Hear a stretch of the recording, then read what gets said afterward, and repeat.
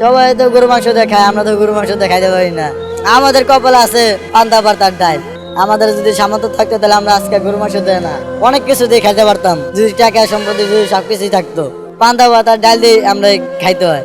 মা বাবা থাকলে তো মাছ গরু মাংস সবকিছুই খাইতে পারতাম, ভালো ভালো পোশাক কিনতে পারতাম, ভালোভাবে চলতে পারতাম, কিন্তু আজকে তাও চলতে পারি না। আমাদের যদি মা বাপ থাকতো তাহলে আমরা কত খুশিতে ঈদ করতে পারতাম, কিন্তু মা বাপ নাই, আমরা তো ঈদ করে তো মজা পাবো না। এর জন্য কি একলাই থাকি। কষ্ট হয় না?